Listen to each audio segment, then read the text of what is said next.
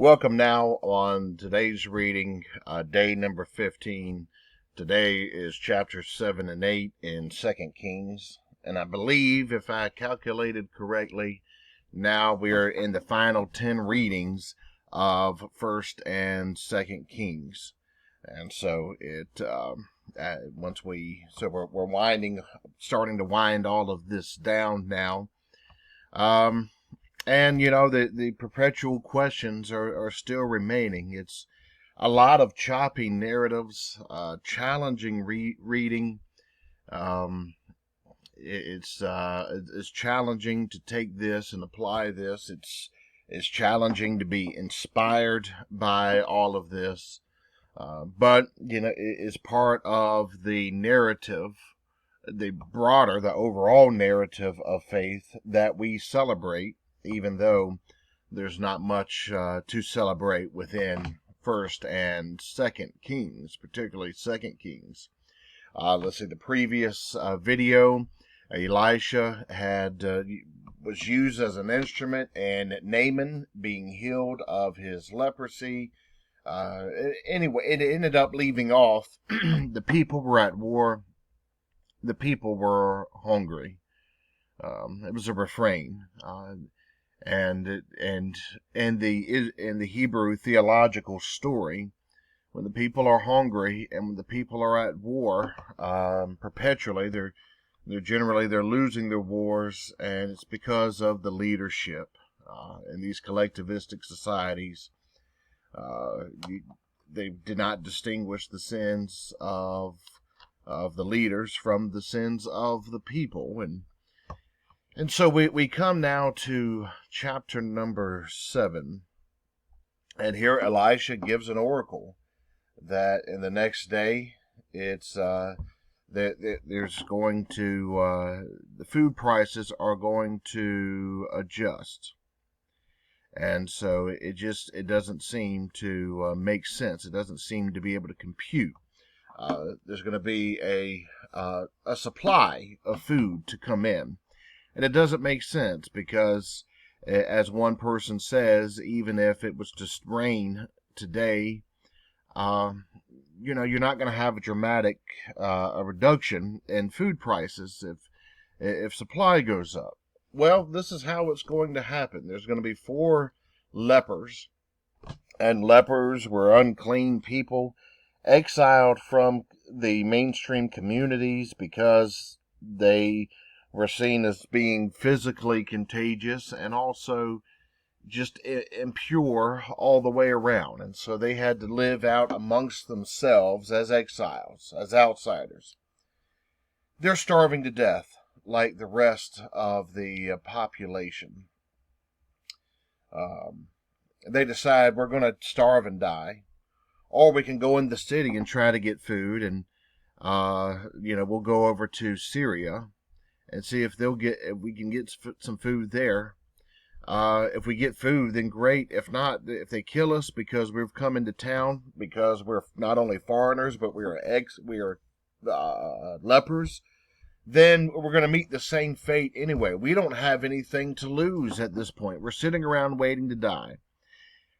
And don't you know, as they're making their way there to the Syrian camp, God is going to provide a noise. It's going to sound like tons of chariots that are coming and charging forth, and with that kind of those kinds of chariots and pulled by horses, it's going to have an impressive sound from afar. And so the Syrians are going to get afraid and think Israel has made a contract with the Egyptians, who were known for their chariots, and they're coming and they're going to take out our camp. And so the Syrians, they get up and they run. They don't have the time to take any of their food with them, any of their money with them, or their livestock with them. And so these 4 lepers go in the Sumerian camp, the Syrian camp, excuse me, and hey, they're able to loot it all. And so here, what we have at play is while the mainstream people are unable to find success because of the trajectory of the nation. Here, these exiles, these outsiders, are able to find some success through the hand of God. The lepers take some of the spoil, they hide some of the spoil, and the word ends up spreading that there's food there. People come and to get the food, and they're able to get it for a reduction of price, and so the oracle of Elisha ended up being fulfilled. It was an unbelievable tale of circumstance.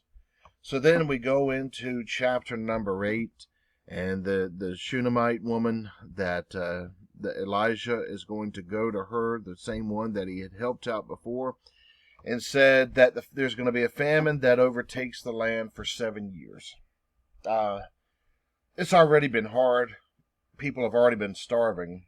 A 7-year famine represents the famine of all famines.